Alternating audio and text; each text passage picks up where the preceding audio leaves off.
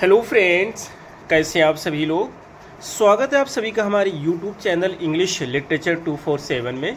This is Hanif and today I am going to discuss some very important questions based on a very famous play that is the sound and the fury by William Faulkner. तो आज के questions हमारे इसी novel पर based होंगे। If you are preparing for UP PGT then this video is going to be fruitful for you.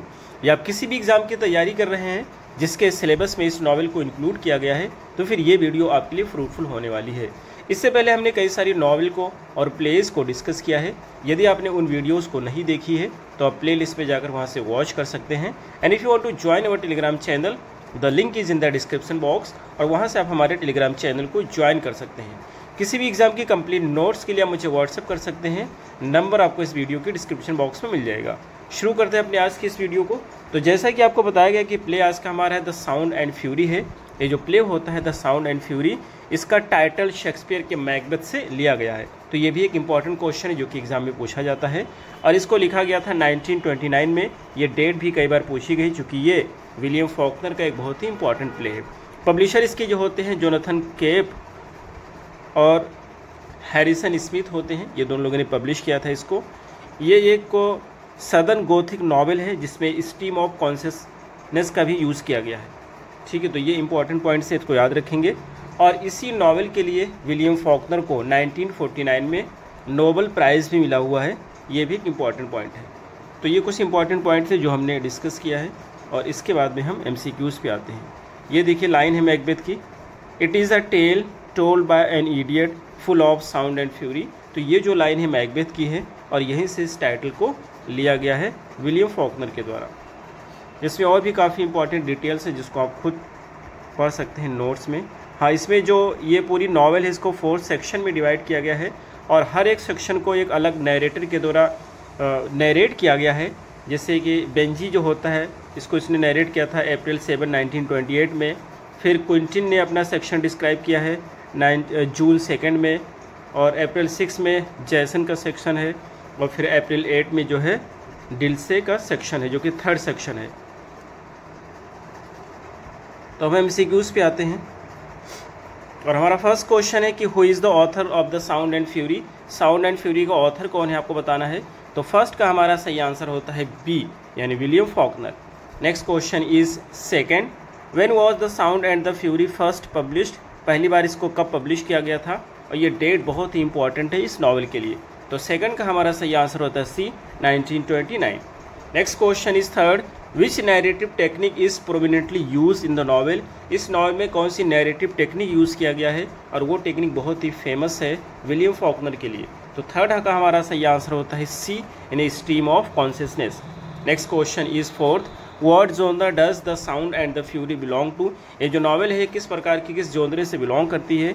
तो fourth का हमारा सही आंसर होता है सी, यानी कि एक मॉडर्निस्ट सदर्न गोथिक नॉवेल है। Next question is fifth, which character narrates the first section of the novel. Novel को जो फर्स्ट सेक्शन होता है कौन सा नरेटर नरेट करता है। तो 5 का हमारा सही आंसर हो जाएगा सी, यानी कि Benjy. Next question is six, what is Benjy's original name. Benjy का ओरिजिनल नेम क्या होता है।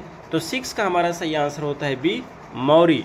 Next question is seventh, what is Benjy's mental condition. Benjy की मेंटल कंडीशन कैसी होती है। तो 7 का हमारा सही आंसर होता है बी, इंटेलेक्चुअल डिसेबिलिटी, यानी कि ये जो व्यक्ति है डिसेबल होता है, मेंटली डिस्टर्ब होता है। Next question is eighth, which day is the first section of the novel set on. ये कहना चाहते हैं कि जो नॉवेल का फर्स्ट सेक्शन होता है उसकी सेटिंग किस डे पे रखी गई है। तो 8 का हमारा सही आंसर होता है B, April 7, 1928। Next question is ninth, what major event happens to Quentin in the novel. Quentin के साथ कौन सी एक बड़ी घटना घटित होती है। तो 9 का हमारा सही आंसर होता है बी, ही कमिट्स सुसाइड। ये सुसाइड कर लेता है जब इसको पता चलता है कि इसकी सिस्टर जो है वो प्रेग्नेंट हो गई थी बगैर शादी के। Next question is 10, where is Quentin studying in the second section. Second section में जो क्विंटिन होता है कहाँ पे स्टडी कर रहा होता है। तो 10 का हमारा सही आंसर होता है बी, हार्वर्ड में, Harvard University. Next question is 11th, what is the central obsession of Quentin's life. ये कहना चाहते हैं जो क्विंटिन की लाइफ का सेंट्रल ऑब्सेशन होता है वो क्या होता है। तो 11 का हमारा सही आंसर होता है बी, यानी time and Caddy's purity, time को और जो कैडी उसकी सिस्टर है उसकी प्योरिटी को लेकर के बहुत ज़्यादा ये ऑब्सेस होता है। Next question is 12, which character is portrayed as greedy and cruel, किस कैरेक्टर को दिखाया गया है बहुत ही ग्रीडी है, लालची है, और क्रूएल है, निर्दयी है। तो 12 का हमारा सही आंसर होता है सी यानी Jason. Next question is 13, what is Caddy's full name, Caddy का फुल नेम क्या होता है। तो 13 का हमारा सही आंसर होता है बी यानी कि Cadence Compson. Next question is 14, who is miss Quentin, miss Quentin कौन होती है। तो 14 का हमारा सही आंसर होता है बी यानी कैडीज डॉटर, कैडी की डॉटर होती है जो कि इलेजिटिमेट डॉटर होती है। Next question is 15, how does जैसन फोर्थ ट्रीट मिस क्विंटिन, जैसन जो फोर्थ होता है मिस क्विंटिन को किस तरह से ट्रीट करता है। तो 15 का हमारा सही आंसर होता है, 15 का हमारा सही आंसर होगा सी यानी कि क्रूएली, बहुत ज़्यादा निर्दयता से पेश आता है। Next question is 16, who is Dilsey, ये डिल्से कौन होता है कैरेक्टर इसमें। तो 16 का हमारा सही आंसर होता है बी यानी कॉम्पसन्स सर्वेंट होती है।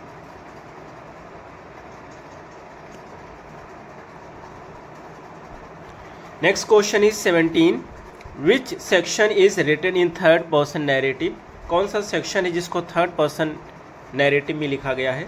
तो 17 का हमारा सही आंसर होता है डी यानी कि डिल्सेज, जो थर्ड सेक्शन होता है। Next question is 18, which section of the novel ends on Easter Sunday, novel का कौन सा सेक्शन होता है जो कि ईस्टर संडे पे एंड होता है। तो 18 का हमारा सही आंसर होता है डी यानी Dilsey's. Next question is 19, what does Benjy associate with Caddy, ये जो बेंजी है कैडी से किस तरह से एसोसिएटेड है।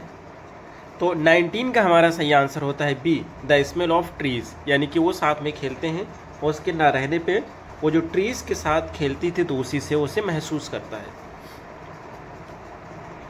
Next question is 20, what does miss Quentin do at the end of the novel, novel के एंड में जो मिस क्विंटिन होती हैं वो क्या करती है। तो 20 का हमारा सही आंसर होता है C, steals money and runs away, पैसा चुराती है और भाग जाती है। Next question is 21, what is the relationship between Benjy and Caddy, Benjy और कैडी के बीच में कैसा संबंध होता है। तो 21 का हमारा सही आंसर है सी, ब्रदर एंड सिस्टर होते हैं।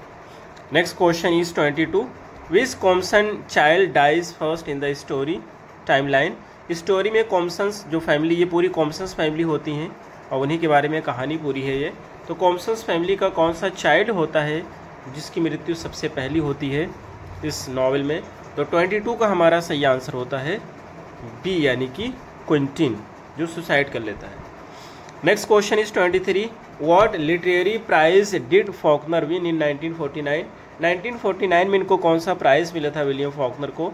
तो 23 का हमारा सही आंसर होता है सी यानी कि Nobel prize in literature for the sound of fury. Next question is 24, who represents moral strength and endurance in the novel, कौन सा कैरेक्टर होता है जो कि मॉरल स्ट्रेंथ और इंड्योरेंस को रिप्रेजेंट करता है इस नॉवेल में।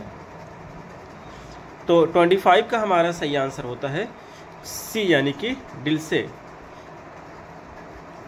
Next question is 25, who was the publisher of the first edition, आपको बताना है कि फर्स्ट एडिशन का पब्लिशर कौन था। तो 25 का हमारा सही आंसर होता है C, Jonathan Cape and Harrison Smith, C is the right answer. Next question is 26, which Shakespeare play provide the title of the novel, आपको बताना है कि जो नॉवेल का टाइटल है शेक्सपियर की किस प्ले से लिया गया है। तो 26 का हमारा सही आंसर होता है D, Macbeth. Next question is 27, how many sections does the novel have, इस नॉवेल में कितने सेक्शन है। तो 27 का हमारा सही आंसर है C, 4 section. Next question is 28, where is the Compson family from, ये जो कॉम्पसन फैमिली ये कहाँ से बिलोंग करते हैं। तो 28 का हमारा सही आंसर होता है बी, मिसिसिपी से। Next question is 29, what is the symbolic meaning of Easter in the novel, इस नॉवेल में जो ईस्टर है उसका सिंबॉलिक मीनिंग क्या है आपको बताना है। तो 29 का हमारा सही आंसर है सी, रीबर्थ एंड इंड्योरेंस, पुनर्जन्म और सहनशीलता। Next question is 30, who is Roscus in the novel, ये रोस्कस कौन होता है इस नॉवल में, तो 30 का हमारा सही आंसर होता है B, Dilsey's husband. Next question is 31, who is Luster, Luster कौन होता है आपको बताना है, तो 31 का हमारा सही आंसर होता है A, Dilsey's grandson. Next question is 32, what object is important to Quentin's obsession with time, ये कहना चाहता है जो क्विंटिन होता है उसका टाइम से जो ऑब्सेशन होता है उसके लिए कौन सा जो आइटम है या ऑब्जेक्ट है इंपॉर्टेंट है, तो 32 का हमारा सही आंसर है B, a clock.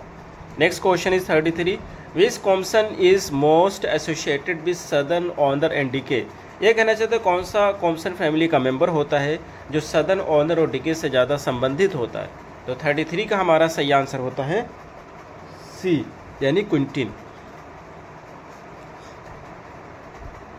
Next question is 34, which character is mute through out the novel, कौन सा कैरेक्टर होता है जो पूरे नॉवल में म्यूट होता है, तो 34 का हमारा सही आंसर होता है सी, यानी कि Benjy. Next question is 35, why was the novel initially not successful, starting में ये नॉवल क्यों सक्सेसफुल नहीं थी, तो 35 का हमारा सही आंसर होता है C, it was too complex and experimental, काफ़ी कॉम्प्लेक्स थी और एक्सपेरिमेंटल थी। Next question is 36, what year did the sound and the Fury enter the public domain in the USA, USA में जो ये नॉवल है द साउंड एंड फ्यूरी ये public domain में कब एंटर हुई, तो 36 का हमारा सही आंसर होता है D, 2025। Next question is 37, who narrate the second section of the novel, novel का सेकेंड सेक्शन किसके द्वारा नरेट किया गया है, तो 37 का हमारा सही आंसर होता है सी, यानी कि क्विंटिन के द्वारा। Next question is 38, what best describes Jason's personality, Jason की पर्सनैलिटी को कौन सा इसमें ऑप्शन है जो अच्छे से डिस्क्राइब करता है, तो 38 का हमारा सही आंसर है बी, बिटर एंड मैनिपुलेटिव, बहुत ही बेकार व्यक्ति होता है, मैनिपुलेटिव होता है। Next question is 39, which theme does the novel not deal with, कौन सी थीम है जो इस नॉवल में देखने को नहीं मिलती है, तो 39 का हमारा सही आंसर है C, war and military life.